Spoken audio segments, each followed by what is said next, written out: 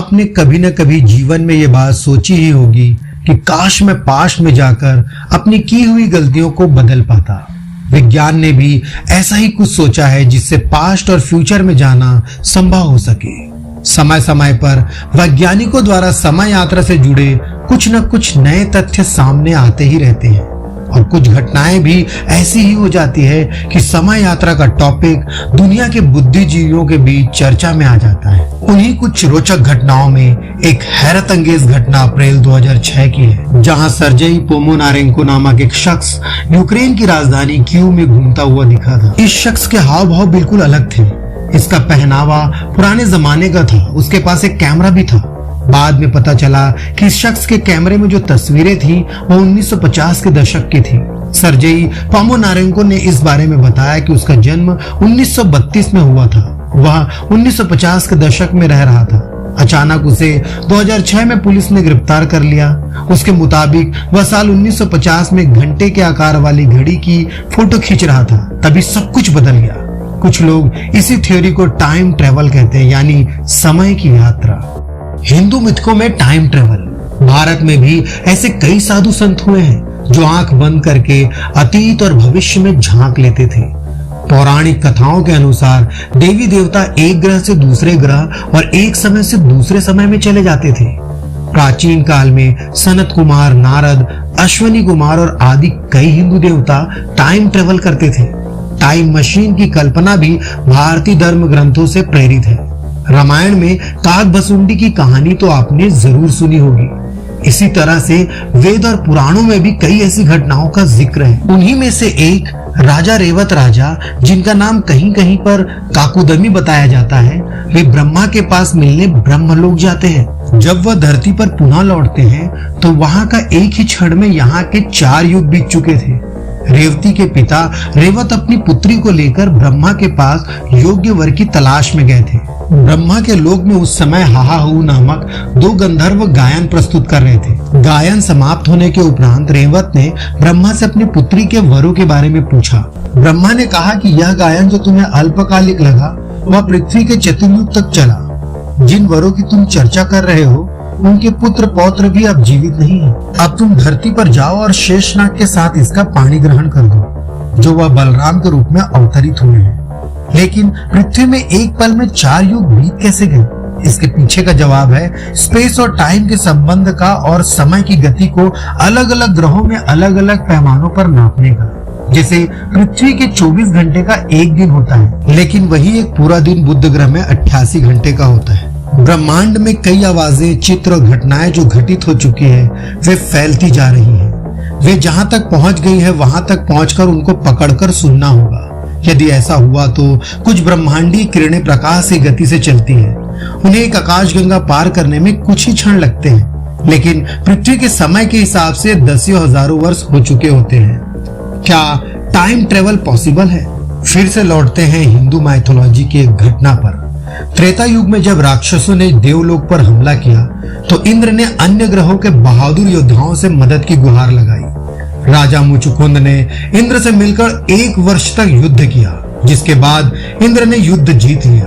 बाद में इंद्र ने मुचुकुंद से वरदान मांगने को कहा। राजा मुचुकुंद ने कहा, मैं अपने परिवार से मिलने के लिए पृथ्वी पर वापस जाना चाहता हूँ। इंद्र ने गंभीर स्वर में कहा, आपने यहाँ केवल 1 वर्ष तक युद्ध किया, लेकिन पृथ्वी पर लाखों वर्ष बीत गए हैं और अब पृथ्वी पर कोई भी आपको याद नहीं करता है। मगर ऐसा हो कैसे सकता है? क्या सचमुच टाइम में ट्रैवल करना पॉसिबल है? इसके लिए समझना होगा समय को। अल्बर्ट आइंस्टाइन नाम के एक प्रसिद्ध वैज्ञानिक ने एक विचार दिया था कि समय कैसे काम करता है। उन्होंने इसे सापेक्षता का सिद्धांत कहा था। यह सिद्धांत कहता है कि समय और स्थान एक दूसरे से जुड़े हुए हैं। आइंस्टीन ने यह भी कहा कि हमारे ब्रह्मांड की एक गति सीमा है। कोई भी चीज प्रकाश की गति से तेज नहीं चल सकती। खैर, इस सिद्धांत के अनुसार आप जितनी तेज यात्रा करेंगे आपको समय का अनुभव उतना ही धीमा होगा। वैज्ञानिकों ने यह दिखाने के लिए कुछ प्रयोग किए हैं कि यह सच है। उदाहरण के लिए एक प्रयोग था जिसमें बिल्कुल एक ही समय पर सेट की गई 2 घड़ियों का उपयोग किया गया था। एक घड़ी पृथ्वी पर रुकी जबकि दूसरी हवाई जहाज के दुनिया भर में उड़ान भरने के बाद वैज्ञानिकों ने दोनों घड़ियों की तुलना की।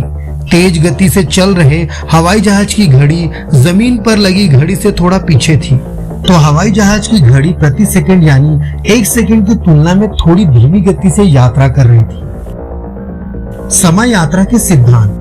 हमारे पास वैज्ञानिक पेलेग्रिनो एर्नेटी की एक दिलचस्प केस रिपोर्ट है, जिन्होंने दावा किया था कि उन्होंने एक ऐसी मशीन विकसित की है जो किसी को अतीत में देखने में सक्षम बनाएगी। उनका सिद्धांत था कि जो कुछ भी घटित होता है वह एक ऊर्जा चिन्ह छोड़ता है जिसे कभी नष्ट नहीं किया जा सकता।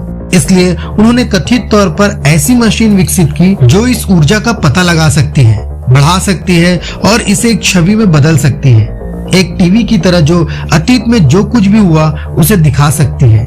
इसे अभी तक किसी ने नहीं देखा है। हालांकि यह एक अवधारणा बनी हुई है जो ब्रह्मांड की हमारी समझ को चुनौती देती है। समय के माध्यम से यात्रा करने की सैद्धांतिक संभावनाओं ने वैज्ञानिकों और विचारकों को पीढ़ियों से चिंतित किया है। आइए जानते हैं क्या है ये संभावनाएं। पहला, वर्म होल। समय यात्रा के लिए सबसे लोकप्रिय अवधारणाओं में से एक वर्म होल शामिल है। स्पेस टाइम में ये काल्पनिक सुरंगें संभावित रूप से ब्रह्मांड के माध्यम से शॉर्टकट के रूप में काम कर सकती हैं। अल्बर्ट आइंस्टाइन के सामान्य सापेक्षता के सिद्धांत के अनुसार स्पेस टाइम में 2 अलग-अलग बिंदुओं को जोड़ने वाले वर्म होल मौजूद हो सकते हैं। हालांकि वर्म होल बनाना और स्थिर करना एक बहुत बड़ी चुनौती हुई है, क्योंकि इसके लिए नकारात्मक ऊर्जा घनत्व वाले विदेशी पदार्थ की आवश्यकता होगी, जो अभी भी पूरी तरह से सैद्धांतिक है। दूसरा, विशेष सापेक्षता। अल्बर्ट आइंस्टाइन के विशेष सापेक्षता के सिद्धांत से पता चलता है कि पर्यवेक्षक की सापेक्ष गति के आधार पर समय फैल रहा है या फैल सकता है। इस घटना को समय बदलाव के रूप में जाना जाता है। उदाहरण के लिए, प्रकाश की गति से यात्रा करने वाली कोई वस्तु आराम की स्थिति में किसी वस्तु की तुलना में अधिक धीरे धीरे समय का अनुभव करेगी। हालांकि यह पीछे की ओर समय यात्रा की अनुमति नहीं देता।